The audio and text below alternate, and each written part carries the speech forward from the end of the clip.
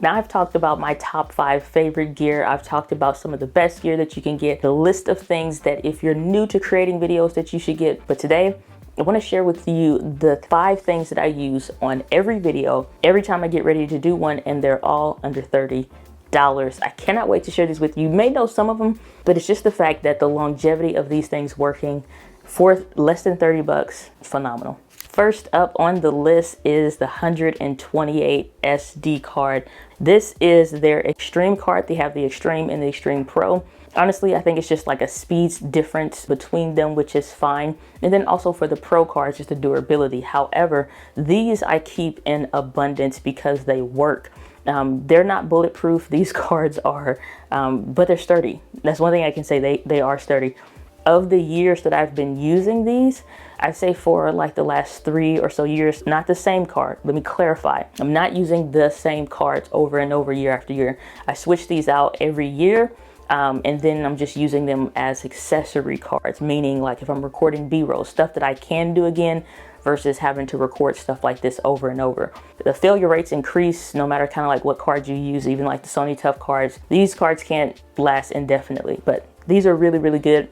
I love using them. I think if you're going to get cards, get really good ones. I had a friend send me a DM since she was having issues with her camera, thinking something's wrong with the camera, and it literally was the SD card. And when you get a good SD card, you can use them no matter what camera you're using. So when I tried the Sony a7 IV, when I'm using my a6600, ZV-1, any camera, this card will work. It's one of my favorites. This next bit of kit is something that I don't always remember to do, and I have screwed this up. Even all of these like hundreds, probably getting close to 1,000 videos or something now, but it is the light dial gray card.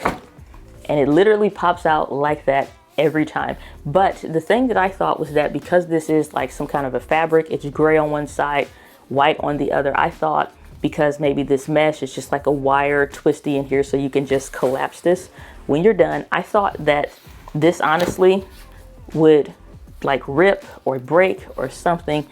And I've had this since I think like 2017. This is very, very old, but it's a bit of kit. It's like $7 to $9. It has worked extremely, extremely well. And literally you're just using it to set your white balance. Technically the gray side's for exposure, but it works either way. And it's so much easier to use. And because it's soft and it does bend and it folds up, it comes in a little bag like this. I can tuck this in here and toss this into any bag, anything that I'm using, especially when you're traveling, you're going to hotels, the color shifts and change can be weird. It's just easy to have these, or you could get the little card versions, but I just honestly like this one. And the fact that it's lasted 7 years, just not 7 years, but it's lasted since 2017, just goes to show the durability of this. And I've never had to replace it, no issues, but it's something I literally use on every video. Now this next bit of kit is something that I've talked about before in other videos, and it's the USB-C version. It's good for the UHS-2 as well as the UH-1 cards, and that's the SanDisk Extreme card reader.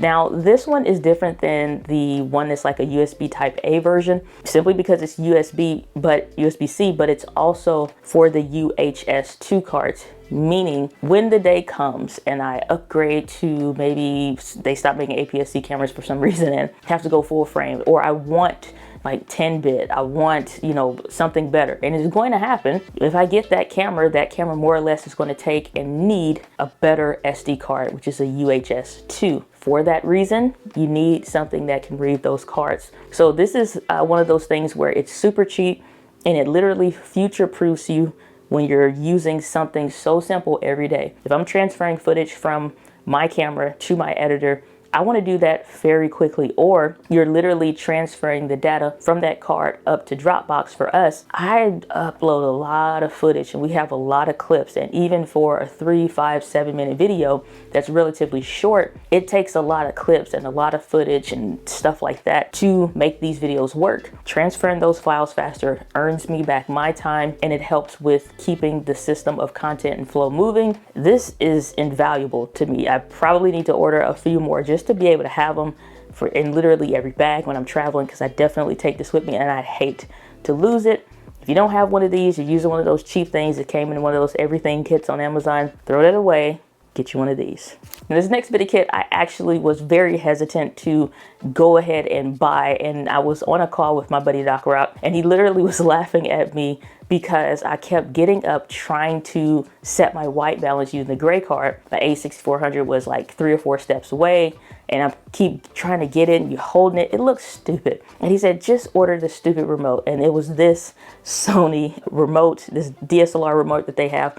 This one is actually only for the A6400, some of these older cameras, A6600, and it uses the infrared, so it does have the little bulb on there. Unfortunately, the ZV-E10 and the Sony ZV-1 do not have that. I was pretty upset about it because this remote is phenomenal. This is better than their little vlogging stick thing that they have for Sony, because I think that's like 100 bucks. This is $20, and sometimes you can find maybe people reselling it, or I don't know, fell off a truck for all I know, $7 to $9 or something.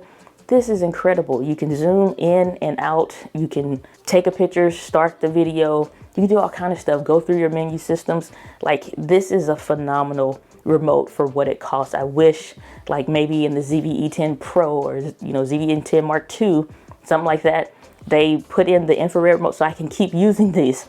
Like, I don't want to get rid of this. I probably want to pick up a few more, just because if your camera has this and you use a Sony camera or something like this, you need one of these remotes. For the ZV-E10, since it doesn't have it, I use my Ulanzi Quick Claw, which I think this maybe would make the list. Let's just call it an honorable mention. But I've talked about these before, I know. But this is the Ulanzi tripod kind of like remote, and it does have this telescopic thing.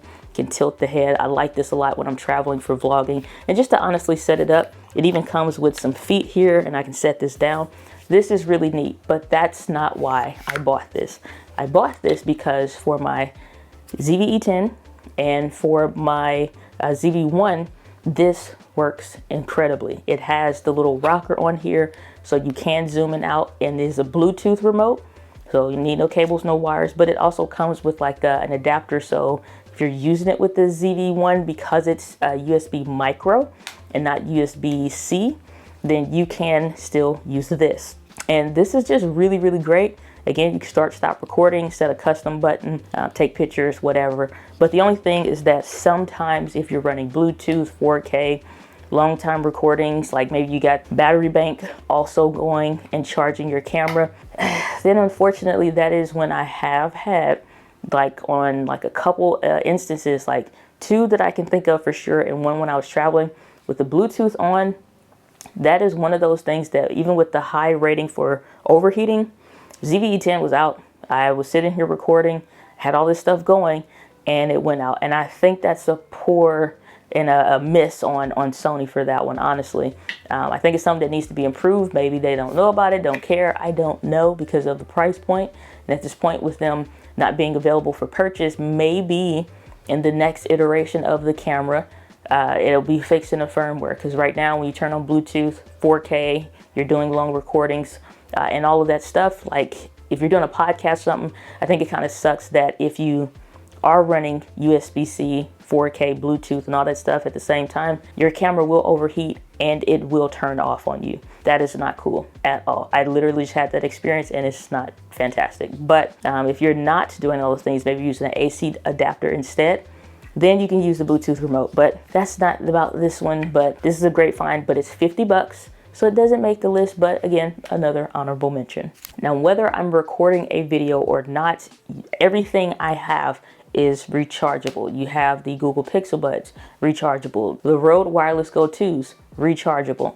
All this other stuff, including my phone, constantly needs to be recharged. So of course, I gotta have a power source, and that is gonna be this CharMass. It's like a 10,000 milliamp hours, and it's teeny tiny, super small. But this one is fantastic because it has 2 of the USB-A ports on here. It has the USB-C and a USB micro. So literally every kind of cable that I would need for any piece of gear, this works fantastic. I like the fact also that the lights on here are very, very subtle. For some of the other ones, you have this big blue one and it just kind of gives off a glow. They're very heavy, and this one is very, very light. And so I keep this with me at all times, even when I'm traveling, and I get a couple days, like at least good 2 solid days of just recharging, running everything, recharging the cameras and topping those batteries off when I'm traveling. This one is fantastic. I don't know what the actual, how many like times I can use my phone, how many times I, topping off and recharging the camera, but I do know this is not something I have to charge every day.